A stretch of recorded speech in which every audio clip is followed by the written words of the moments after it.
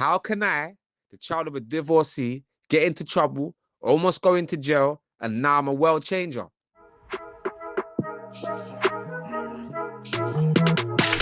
Shortcut, long way. Who do you call on a long day? Shortcut might guide the wrong way. No long with God, that's the long way. Shortcut, long way. Shortcut, long way. Who do you call on a long day? Trust who's got you the long way. Kwakzino's story began with a missionary family passionate about spreading the gospel. He was impacted by their parents' example of living by faith. Well, man's got to take you to the beginning then, you know. I, the son of a Ghanaian missionary who met a Scottish missionary at Bible school in London many years ago. And yeah, they had me 1988. And then my dad took my mum to Canada to be missionaries to the Native American Indians, which was fun. You know, it was amazing growing up. I got memories of my dad baptizing them. I got memories of them playing pranks on my dad, you know. They would chase my dad, grab him and then chuck him in the water. I remember smoked salmon. I remember seeing them lot beat their drums with all their regalia on, you know, growing up. As a youngster, didn't have nothing to compare it with. It was fun times. But I did notice that there weren't people that looked like me around. So we didn't have no white people. I didn't have no young white friends. I didn't have no young African friends. You know, it was Native American Indian children. So I felt a bit like the odd one out. And then, yeah, I got to about 5 years old. My mum was expecting my little brother. My sister was already born. And my dad moved us to South London for education purposes. And yeah, man, coming to South London was banging because I got to see people who looked like me. I felt a little bit of belonging. And yeah, my dad started a church in Brixton. So yeah, man, highlight of the week was going to church on Sundays. You know, we got the praise and worship, you know, and then we had Sunday school, football with the boys. And then we had the jollof rice, the love feast after. And then, yeah, man, that was all banging for a while. You get me? Life was sweet. However, one significant part of his life was the parents' unfortunate divorce.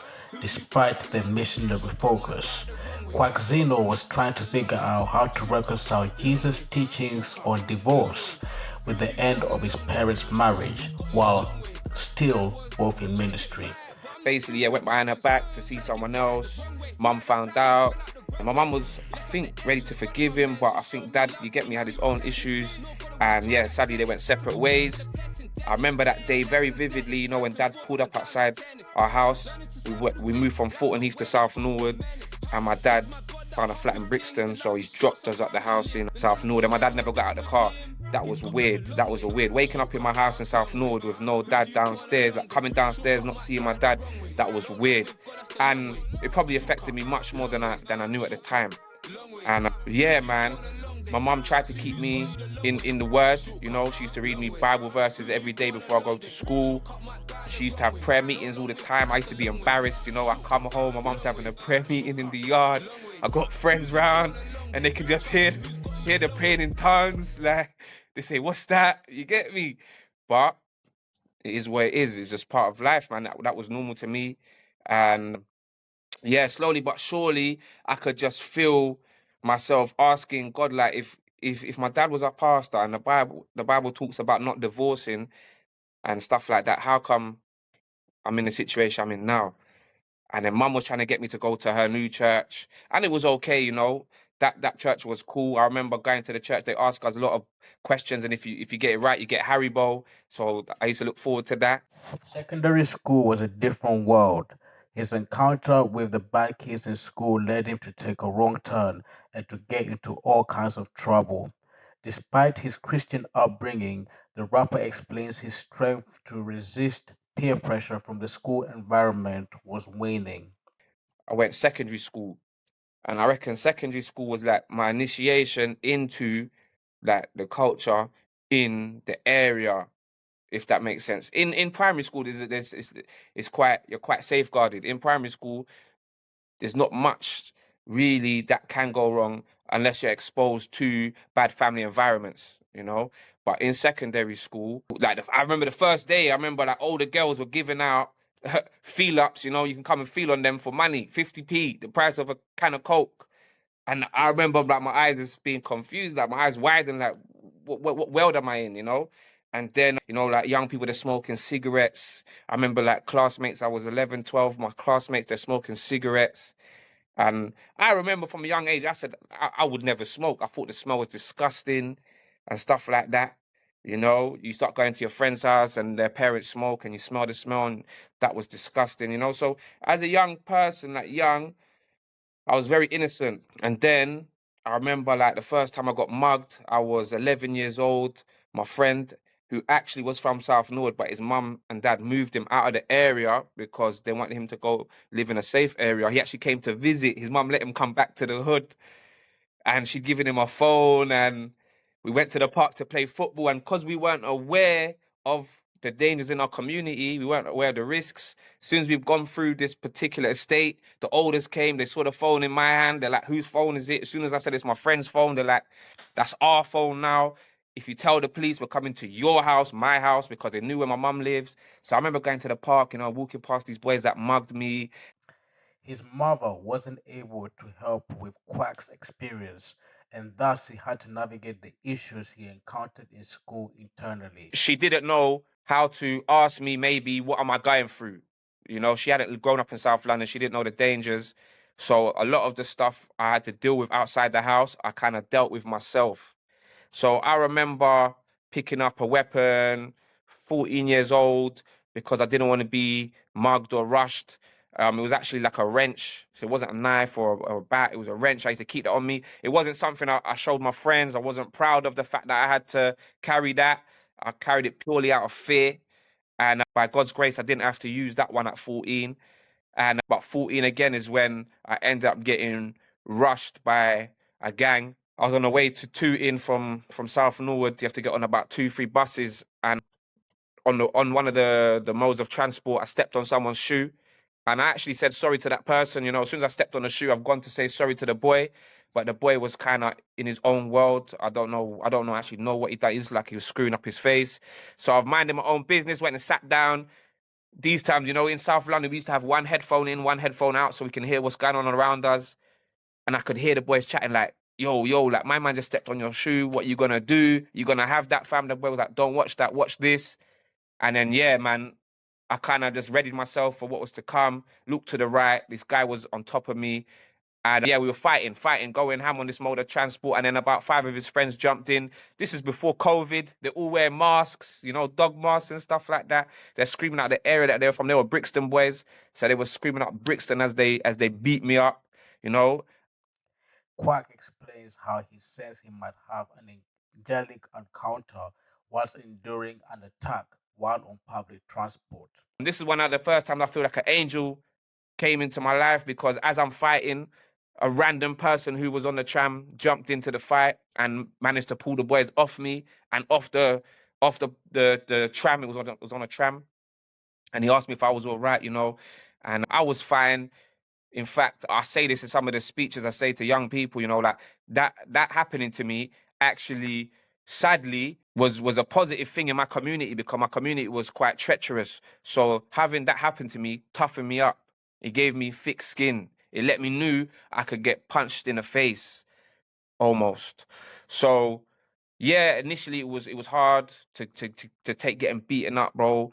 But I went on about my business. I didn't go hospital or anything. I went to go see my friend, went back and carried on about in my community because I just took it as this is something that happens. This is something that's normal, happens to everyone, and I just need to take it on the chin. So I did that. You know. And I had elders say to me, "You want to go and get revenge," you know, and all I wanted to do was see my mate. So I said, nah, like, I'm not going Brixton. They were like, we'll come and get you now. We'll go Brixton. I was like, nah, I just want to go Tooting and see my pal. And that's one thing I tell young people, you know, like picking your friends wisely, man, because when you're young and you don't have life experience, it's hard to pick the people that have got your interests at heart. So a lot of the times, you know, in South London, we was picking our friends on survival. So, and this is why I love people who could be themselves, especially in my environment, yeah, because they had something in them that was so strong, you know, but we look down on them for not following us. We look down on them for not joining us. We look down on them for not selling drugs, for not being a part of this culture.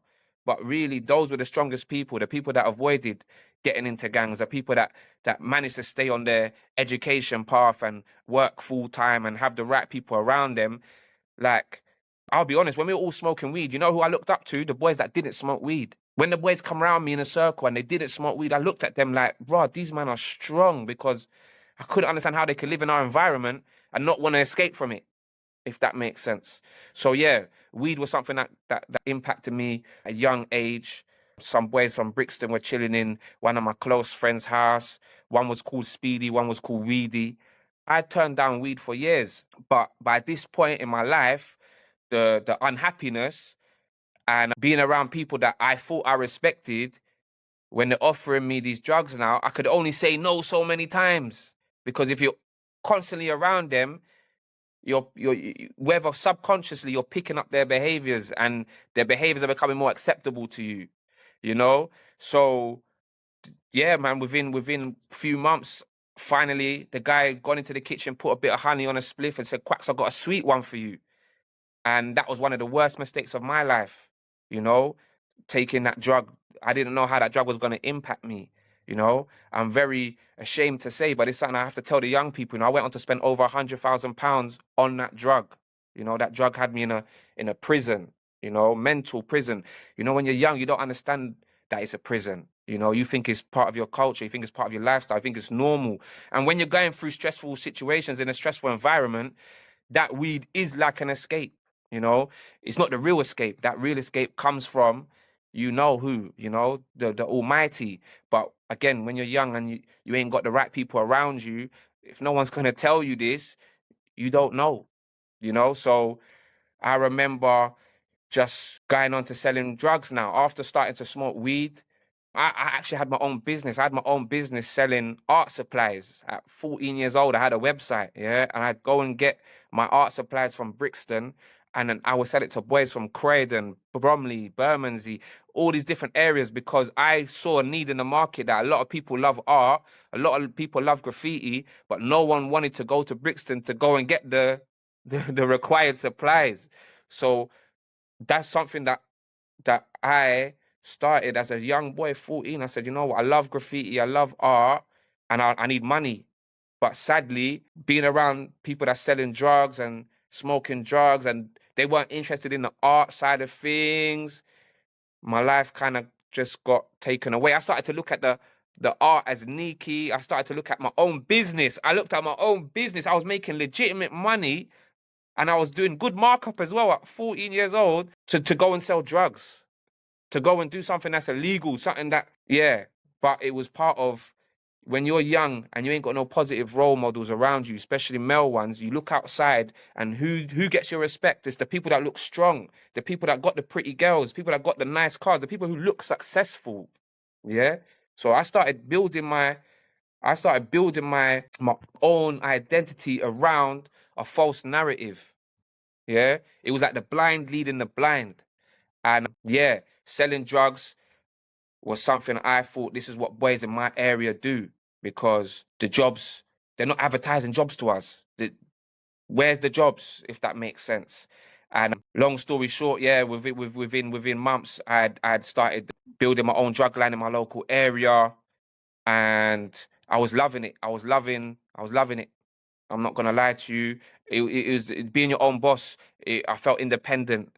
I felt like I was creating my own destiny. And you always think you're better than the ones that failed as well, you know? So you'll see people that used to do it, they don't do it no more, and they say why they don't do it, and you think, oh, you just flopped.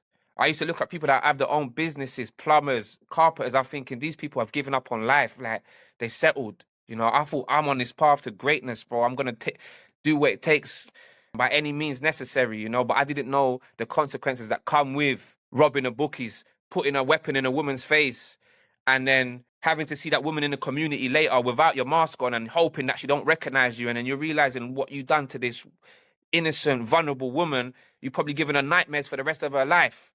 And just for what? For what? You know? I've gone into other places of business, you know, and took money from people. We made the men get on the floor. You know who wouldn't get on the floor? It was the woman. The woman's fighting for her life savings, you know? And I came out of that place actually with so much respect for that lady who went so hard against us thieves and criminals, robbers, thinking we could come and take their hard-earned savings.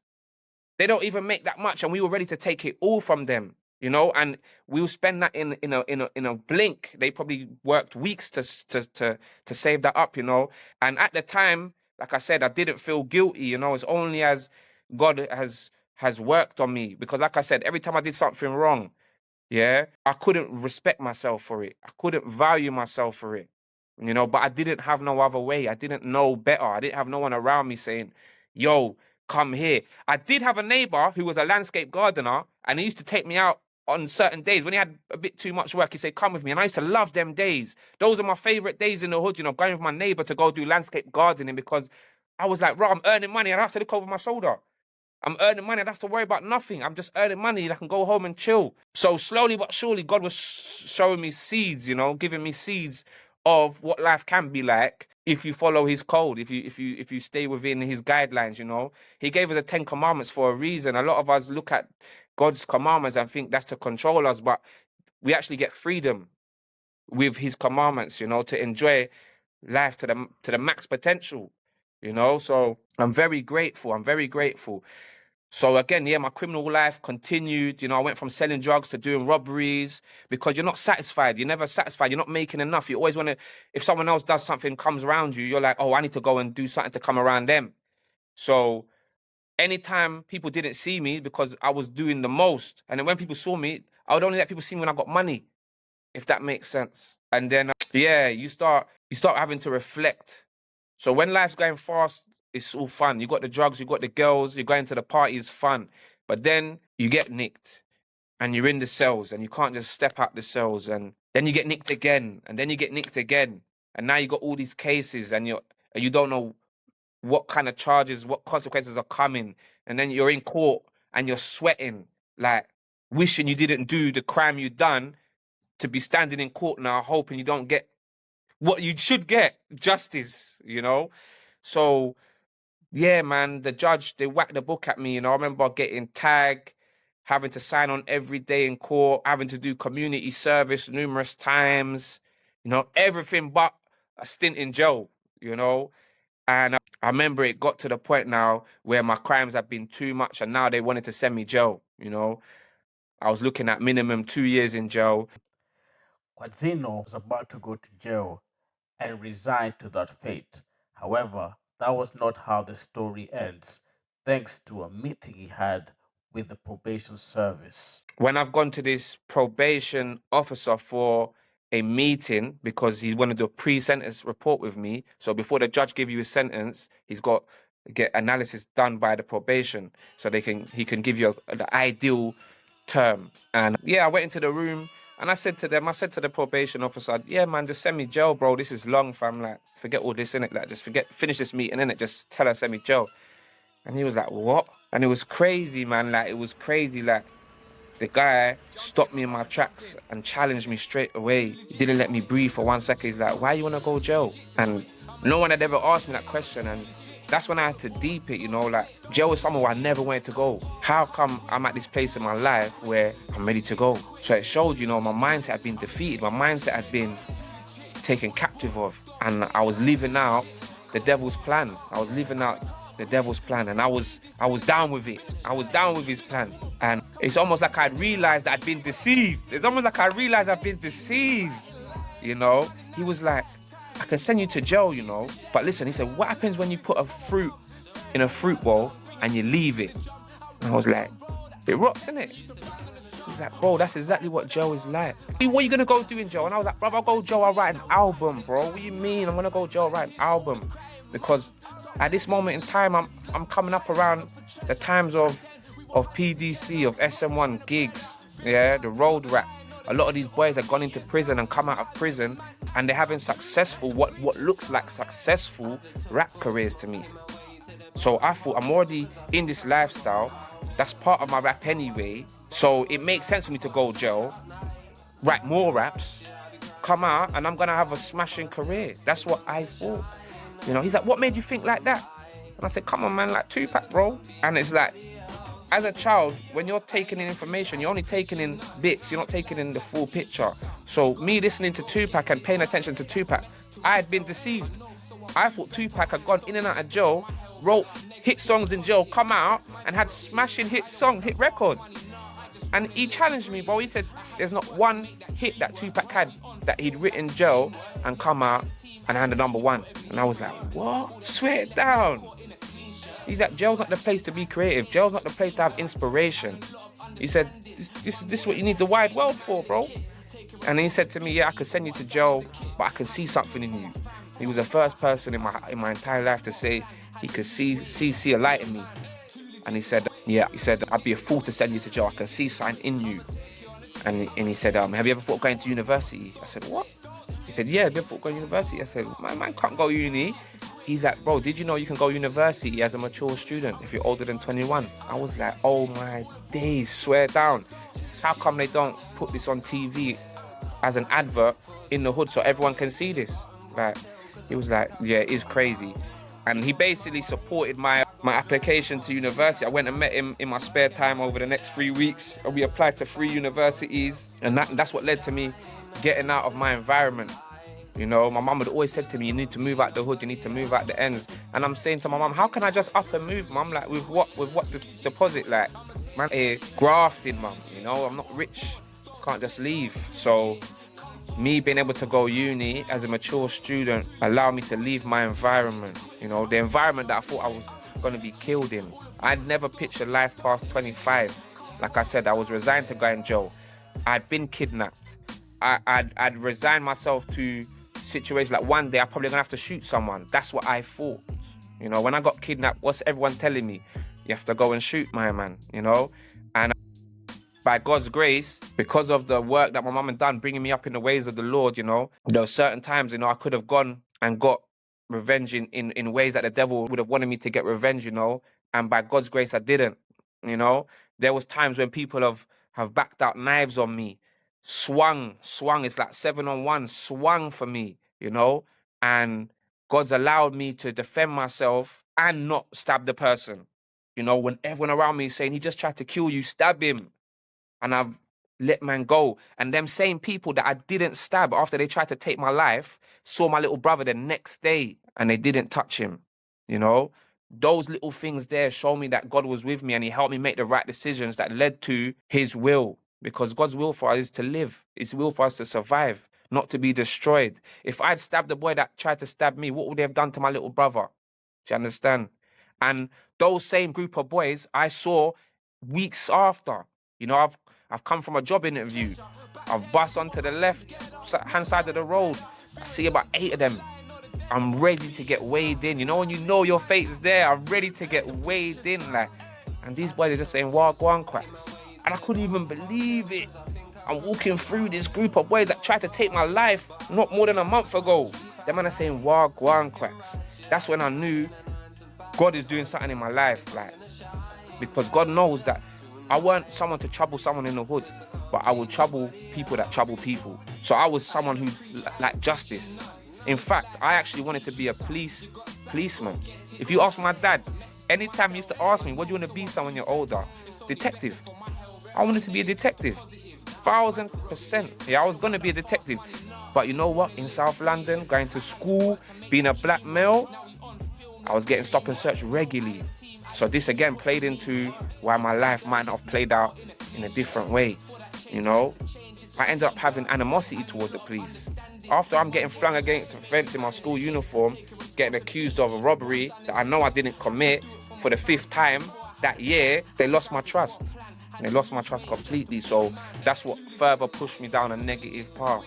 And God wasn't done, and that guy got me into the uni. I remember, yeah, I was in Worthing, and I had two choices. You know, I'm applying for uni on the right hand side.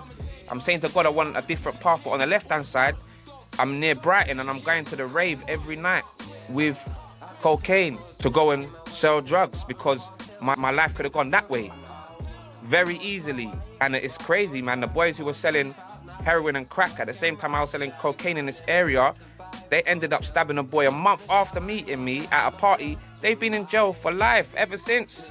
That was 20 years ago. So God needed to work on me when he needed to. Right, that then and there, that it was 2010, man. Summer 2010 when God turned my life around, you know. He gave me a different path. I asked him for a different path. I was sick and tired of selling drugs, sick and tired of having money that I hadn't earned legitimately. And yeah, man, he came through for me so differently. And where I am now, bro, is crazy.